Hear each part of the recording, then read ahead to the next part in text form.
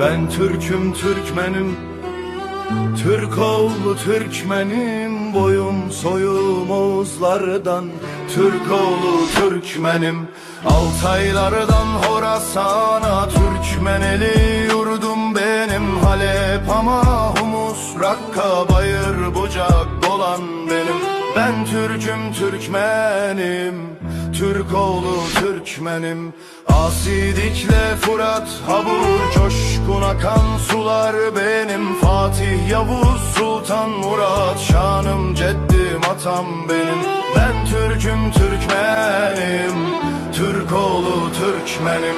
Selçuklu'dan Osmanlı'ya 1000 yıl tüten ocak benim. Malazgirt'ten İstanbul'a kanla tarih yazan benim. Ben Türk'üm, Türkmenim, Türk oğlu Türkmenim.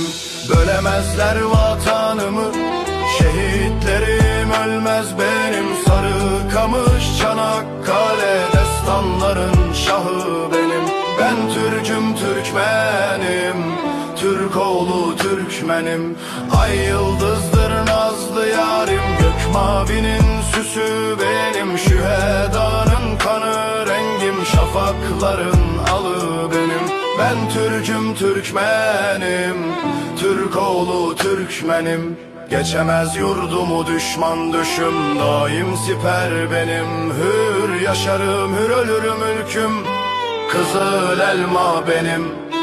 Ben Türk'üm, Türkmenim, Türk oğlu Türkmenim. Canım kurban yurdum sana, sensin istikbalim benim. Namusum demişim sana, sensin istiklalim benim. Ben Türk'üm, Türkmenim, Türk oğlu Türkmenim. Boyum soyum Oğuzlardan, Türk oğlu Türkmenim.